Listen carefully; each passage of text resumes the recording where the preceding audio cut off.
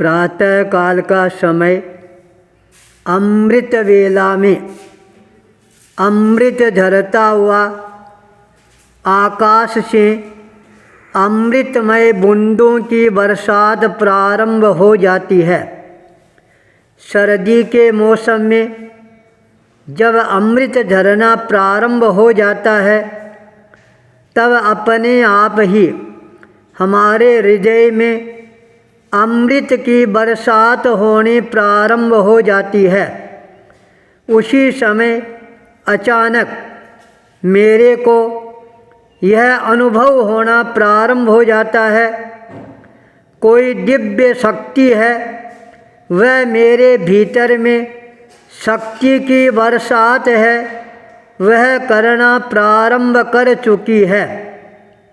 दिव्य शक्ति जब शक्ति का पात करना प्रारंभ कर देती है तब सारा जीवन है वह अपने आप ही शक्ति संपन्न बनता हुआ नजर आना प्रारंभ हो जाता है। जब मैं अपने आप को ध्यान साधना की ओर अग्रसर करना प्रारंभ कर देता हूँ तब यह शक्ति मेरे को और ज़्यादा आत्मबल है प्रदान करने वाली बन जाती है।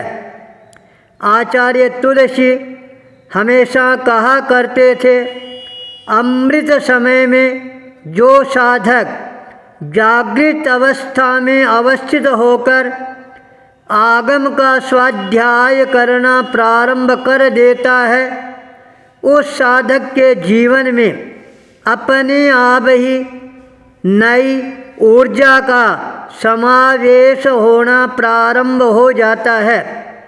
मन में आगम के प्रति निष्ठा भाव है, यह जागृत होना प्रारंभ हो जाता है, जो साधक को वीतरागता के पथ की ओर अग्रसर करने वाला बन जाता है। प्रातः काल का समय और भी ज़्यादा महत्वपूर्ण बन जाता है। जब मैं अपने आप को एकाग्रता के साथ जप के अनुष्ठान से अपने आप को अनुशासित करना प्रारंभ कर देता हूँ। ध्यान का प्रयोग मानसिक शांति प्रदान करने वाला बन जाता है। प्रतिक्रमण पापों की शुद्धि का एक अभियान के रूप में प्रारंभ हो जाता है। जब मैं अपने आंतरिक शुद्धिकरण के पश्चात नीचे आकर अपने स्थान पर अपने आप को स्थापित करना प्रारंभ कर देता हूँ, उसी समय अचानक मेरे पास के अंदर कोटा से एक संदेश आता है। मैं ममता खरियार उड़ीसा से बोल रही हूँ। मेरा बेटा कोटा में पढ़ाई कर रहा है, उसकी परीक्षा का समय है, इसलिए मैं यहाँ पर आई हूँ। मेरे मन के अंदर बहुत ही ज़्यादा भावनाओं का जागरण होना प्रारंभ हो रहा है। मैं एक बार आपके चरणों में पहुँचूं, सेवा दर्शन का लाभ लूँ। मैं पहली बार ही आपके सानिध्य में आ रही हूँ, इसलिए आप मेरे को अनुग्रह प्रदान करवाएं। मैं आपके पास में आकर कुछ न कुछ नई शक्ति का अर्जन कर सकूं। मेरे मन में विचार आना प्रारंभ हो जाता है, देखो शक्ति है वह व्यक्ति को कहाँ से कहाँ तक खींच कर अपने आप ही ले आती है। ये सारा का सारा जो प्रभाव है, ये प्रभाव है शक्ति का प्रभाव। बालाजी की शक्ति अपने आप ही हर भक्त को अपनी ओर आकर्षित करना प्रारंभ कर देती है। जब मैंने ये कहा हम राजस्थान की राजधानी जयपुर में हैं।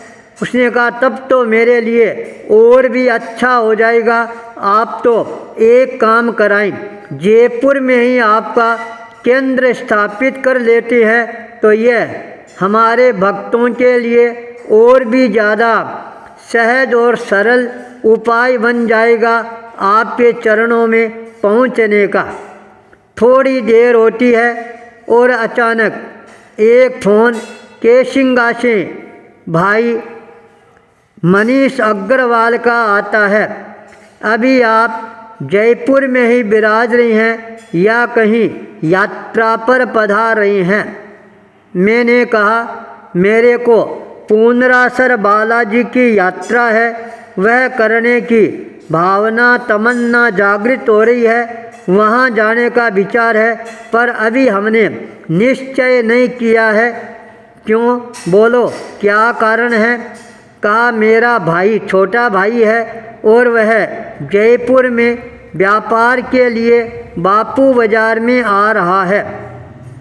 उसके मन में बहुत ज़्यादा आस्था है, वह जागृत हो गई है। एक बार में मुनि प्रवर के चरणों में पहुंचकर कुछ जीवन के महत्वपूर्ण सूत्र है अपने जीवन में अंगीकार करना चाहता हूँ।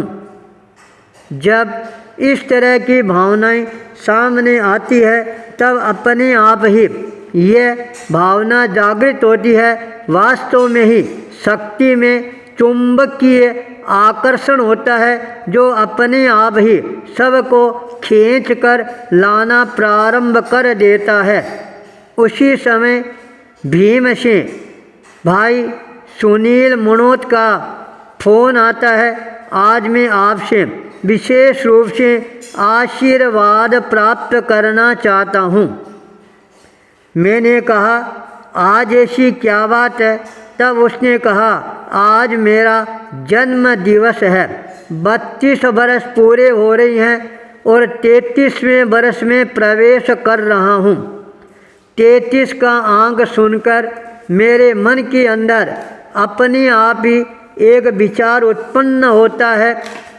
3 और 3 6 होते हैं और जब व्यक्ति 6 के अंक को अपने साथ में आत्मसात करना प्रारंभ कर देता है, उस व्यक्ति के जीवन में अपने आप ही छक्कम छक्क है ये होना प्रारंभ हो जाता है। सहज ही मेरे मुखारबिंद से निकल गया, सुनील ये 33वां बरस है तेरे जीवन के लिए एक तरह से लक्की बरस के रूप में सामने आएगा। यह बात सुनते ही वह इतना भावपूर्ण शब्दों में अपनी भावनाएं प्रस्तुत करता है। मुनि प्रवर आज आपके मुखारबिंद से जो शब्द निकल गए हैं, मेरे को लगता है इस बार मेरी मनोकामना मनोभावना मनो इच्छाएँ हैं वह सब की सब पूरी होकर ही रहेगी। सुनील जागृत नव युवक है, आचार्य तुलसी के सपनों को साकार करने वाला नव युवक है। अणुव्रत के साथ में जुड़कर पंजाब के प्रभारी के रूप में अपनी सेवाएं प्रदान कर रहा है। तो बच्चों में संस्कार निर्माण के लिए गुरुदेव तुलसी ने ज्ञानशालाओं का प्रवर्तन किया था। पूरे मेवाड़ का सह प्रभारी बनकर बच्चों के जीवन निर्माण में भी अपनी शक्ति का नियोजन करना प्रारंभ कर चुका है। साथ में जैन संस्कारों का किस तरह से जनमानस में प्रतिष्ठा हो, इसके लिए भी वह जैन संस्कारक बनकर अनेकों जगह पर जैन संस्कार विधि से अनेकों आयोजन है वह परिसंपन्न करवाता जा रहा है। सोमवार 23 जनवरी का यह दिन मेरे लिए अनुभवों का और ज़्यादा खजाना है, यह भरने वाला बनता ही जा रहा है। प्रातः काल का समय से लेकर सायंकाल तक अनेकों प्रकार के अनुभव है, वो अपने आप ही आत्मसात करने का महानतम अवसर है, ये अपने आप ही मेरे को और ज़्यादा अनुभवों से परिपूर्ण बनाने वाला बनता जा रहा है। आचार्य भूपेंद्र।